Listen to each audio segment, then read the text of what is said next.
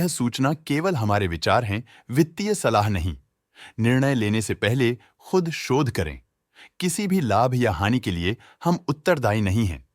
आज हम देख रहे हैं एनटीपीसी लिमिटेड के 2025-26 Q3 की consolidated financial performance. Starting with the sales, पिछले क्वार्टर से सेल्स में 2.5% का इंक्रीज हुआ है, मगर कंपनी ने पिछले साल के मुकाबले 2% का सेल्स इंक्रीज रिपोर्ट किया। Expenses -2% quarter on quarter decrease हो गए हैं, जो साल भर के -0.5% के डिक्लाइन के साथ अलाइन करता है। क्वार्टरली एक्सपेंसेस के कंपैरिजन में सेल्स इंक्रीज होना दिखाता है कंपनी ने अच्छा परफॉर्म किया।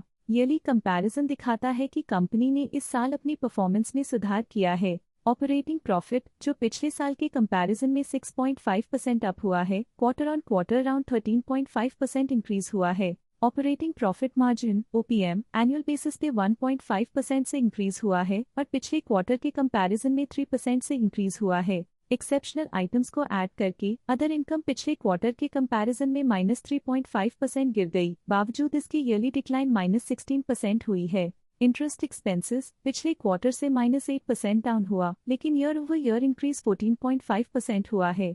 डिप्रिशिएशन कॉस्ट में 6% का क्लाइम देखने को मिला और ईयरली बेसिस पे 18% का इंक्रीज देखा गया। Profit before tax annually -5% decrease हुआ, लेकिन प्रीसीडिंग क्वार्टर से 34% बढ़ा है। इस साल कंपनी ने 29% टैक्स पे किया और क्वार्टरली कंपनी ने 36% टैक्स पे किया है। नेट प्रॉफिट ने ईयर ऑन ईयर 8% का इंक्रीज दिखाया, लेकिन लास्ट क्वार्टर से 7% का इंक्रीज हुआ है। इस क्वार्टर में कंपनी का परफॉर्मेंस ठीक रहा, ऑपरेशनल एफिशिएंसी में कुछ सुधार हुआ है। वहीं अगर एनुअल एनालिसिस की बात करें तो इस साल कंपनी का परफॉर्मेंस ठीक रहा। अर्निंग्स पर शेयर EPS में साल भर में 0.5% का इंक्रीज देखा गया, लेकिन क्वार्टरली में 8% की बढ़ोतरी भी नजर आई। इस क्वार्टर में कंपनी का EPS ठीक रहा, ऑपरेशनल एफिशिएंसी में कुछ सुधार हुआ। एनटीपीसी लिमिटेड के फाइनेंशियल स्नैपशॉट को रिव्यू करते हुए कुछ मुख्य ट्रेंड्स सामने आए हैं जो कंपनी की परफॉर्मेंस पे रोशनी डालते हैं। दिसंबर 2022 से दिसंबर 2025 तक एनटीपीसी लिमिटेड की फाइनेंशियल जर्नी में सबसे पहले बात करते हैं सेल्स की।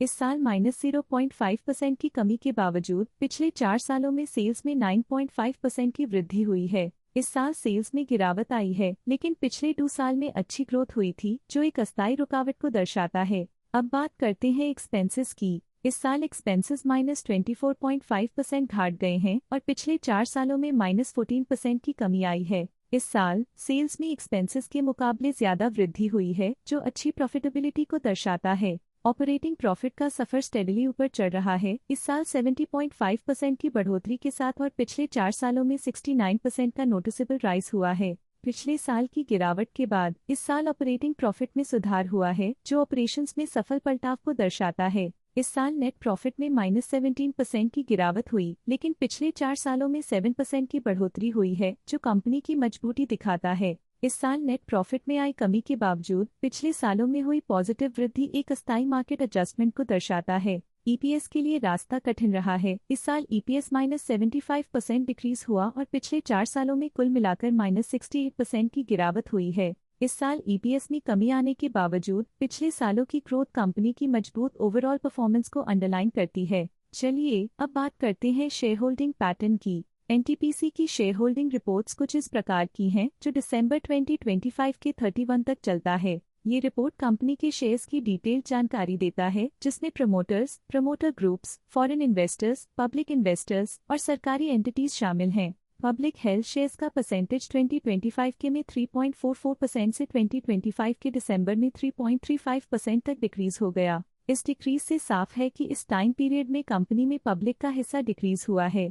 जब कंपनी के शेयर्स का अधिकतम हिस्सा प्रमोटर्स, FII, DII या गवर्नमेंट के पास होता है, तब ये माना जाता है कि कंपनी मजबूत हाथों में है, जो स्थिरता और मजबूत समर्थन को दर्शाता है और इस मार्केट की स्थिरता बनी रहती है। DII, डोमेस्टिक इंस्टीट्यूशनल इन्वेस्टर्स, ने अपना शेयर होल्डिंग 2025 में 28.94% से दिसंबर 2025 में 29.19% तक इंक्रीज किया। ये बताता है कि डोमेस्टिक इंस्टीट्यूशंस ने कंपनी में अपना इंटरेस्ट 0.25% तक इंक्रीज किया है। फॉरेन इंस्टीट्यूशनल इन्वेस्टर्स की शेयर होल्डिंग में थोड़ा डिक्रीज आया 2025 के से 2025 के दिसंबर में, जो दिखाता है कि फॉरेन इंस्टीट्यूशंस ने अपने स्टेक को क्वार्टर टू क्वार्टर -0.16 से डिक्रीज किया है। जिसे पता चलता है कि उन्होंने अपनी इन्वेस्टमेंट्स को पुल बैक किया है। ये था कंपनी का करंट शेयर होल्डिंग पैटर्न। अब नजर डालते हैं एनटीपीसी के स्टॉक रिकमेंडेशन पे। इस स्टॉक का करंट प्राइस 364.8 रुपीस चल रहा है। मोतीलाल ओसवाल ने स्टॉक की होल्ड रिकमेंडेशन दी थी। उन्होंने स्टॉक का टारगेट प्राइस 370 का अनुमान लगाया था। रिकमेंडेशन के समय स्टॉक का प्राइस 327.2 चल रहा था, जो करंट प्राइस से 13.3% अप है। आईसीआईसीआई सिक्योरिटीज ने स्टॉक की बाय रिकमेंडेशन दी थी। उन्होंने स्टॉक का टारगेट प्राइस 439 का अनुमान लगाया था। रिकमेंडेशन के समय स्टॉक का प्राइस 345.1 चल रहा था, जो करंट प्राइस से 30.2% अप है। आज के लिए फाइनेंशियल सेक्टर में इतना ही। देखने के लिए धन्यवाद।